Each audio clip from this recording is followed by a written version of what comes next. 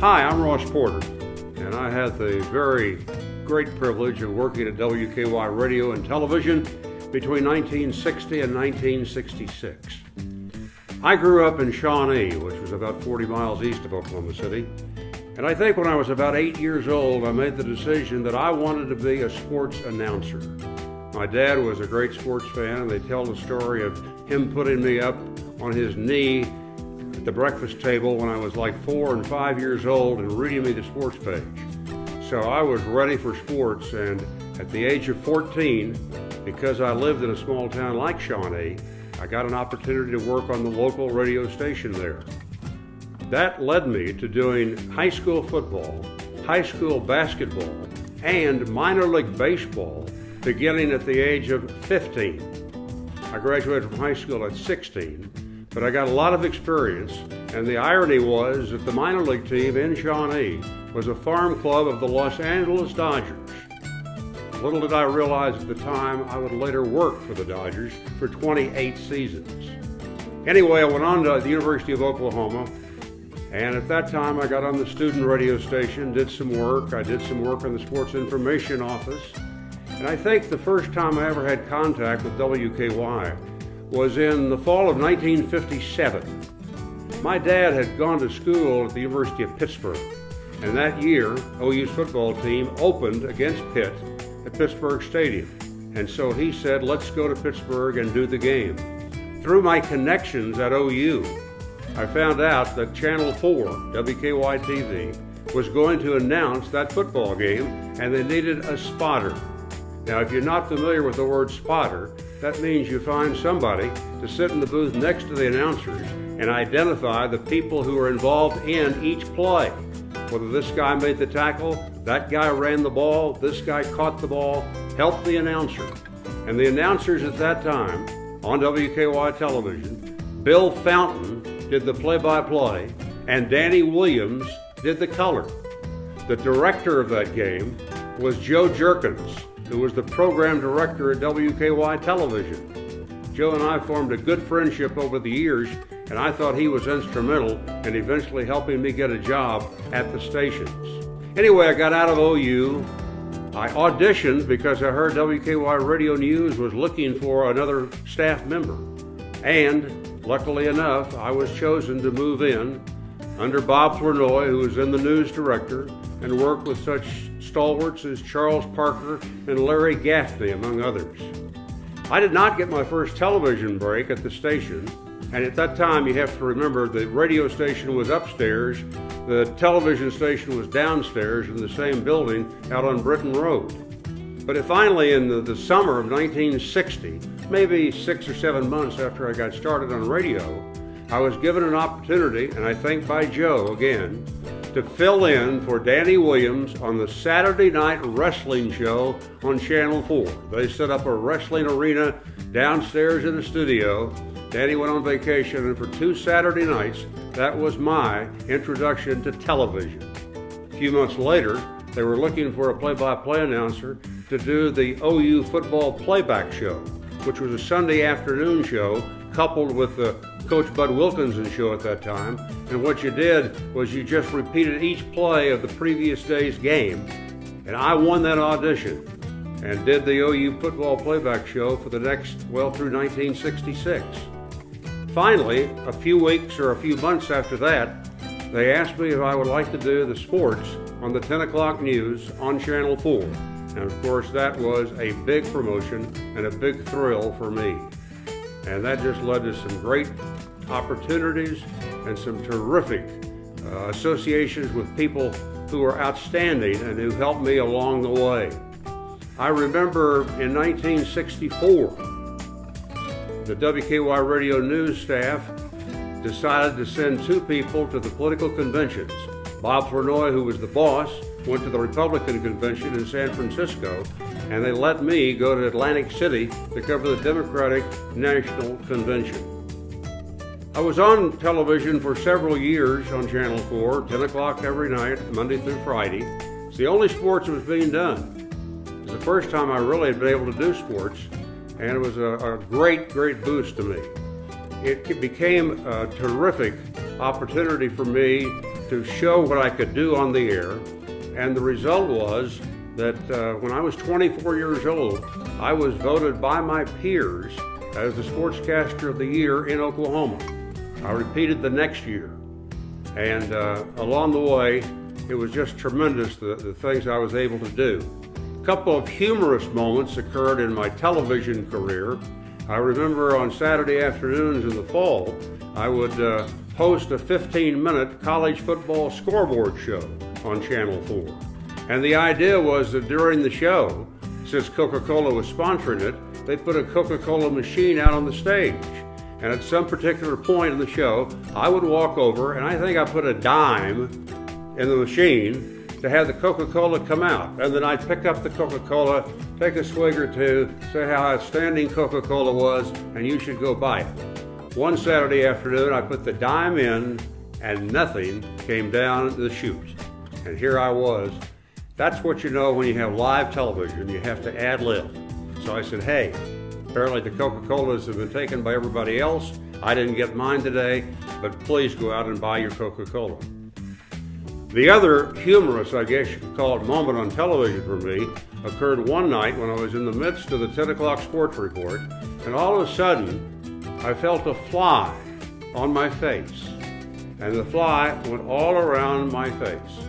He didn't miss anything. I was so certain that nobody at home could see that fly that I didn't bother to swat it or do anything else. I just continued to do my sportscast. My wife was at home watching and going crazy as she watched the fly traverse around my face. But little did I know until the show was over that I was on with the fly the whole 4 minutes that I did the sports. So that was, again, one night that I would not forget in television. I was a perfectionist in what I did. I took great pride in my professionalism. I wanted things to be perfect every time I went on the air, whether it be radio or television. And I remember one night in 1966 on television, something happened. There was a technical goof-up, as I would say, and either the film broke, it was the wrong film that came up, the graphics were wrong, the scores were not right, everything just went to pot, I thought. And so I was really in a bad mood when I left, and I went home. And I said to my wife, you know, are they going to ever be able to get this right to where I don't have these kind of screw-ups?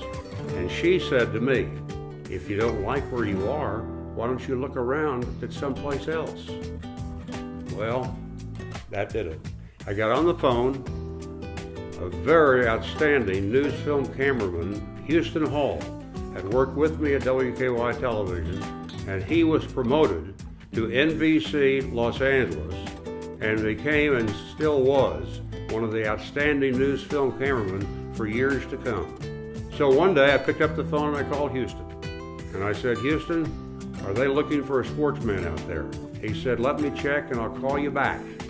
Called me back the next day. He said, as a matter of fact, they're looking for a weekend sports anchor. I said, where do I send the tape? He told me. I sent him an audition tape. I think that college football scoreboard show was one of those, but it was not the one where the Coca-Cola machine broke down. At any rate, they took a look at it. They called me, said, we're interested in talking to you. And they flew me to Los Angeles. I sat down and talked with them. And I'll never forget, I said, what's my starting salary going to be? And they gave me a figure. And the figure was very, very low. And I was shocked because here I was coming to a network owned and operated station, one of the top ones on the NBC chain. And I remember looking at the figure and saying to the two men who were the bosses that were interviewing me, I said, am I going to have an opportunity to make a little more money than this? And the general manager looked at me and said, if you're not going to have the opportunity, you won't be here very long.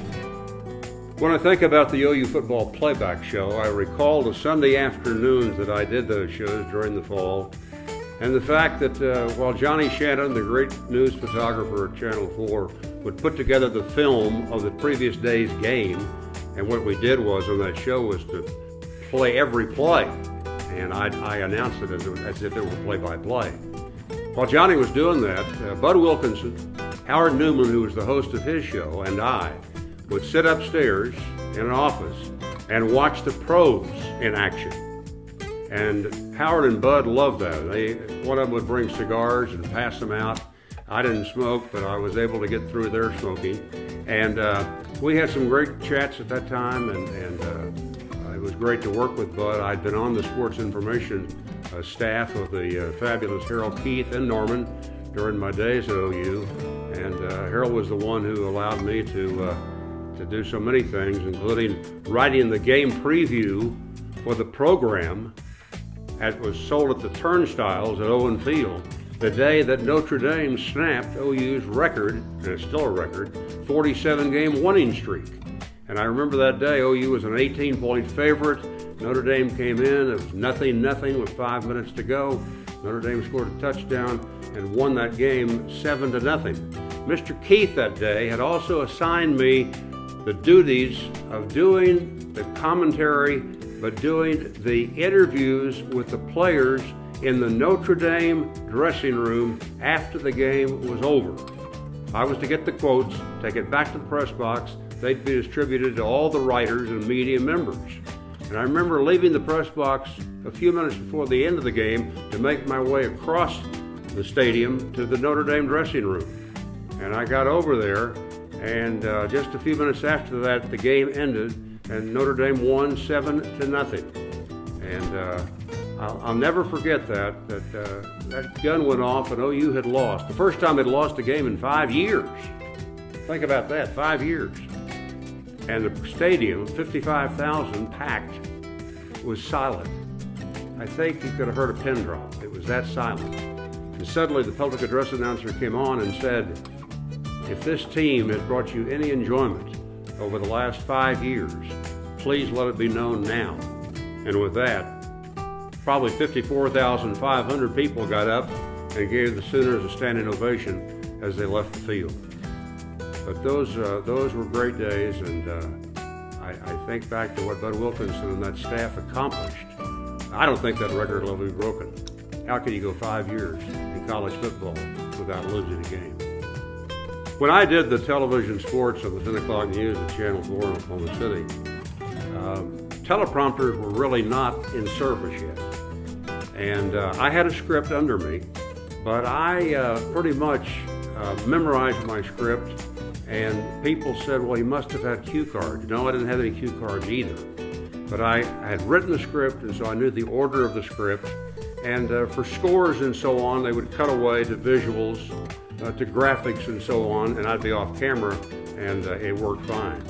But I have never, ever in my career used a teleprompter.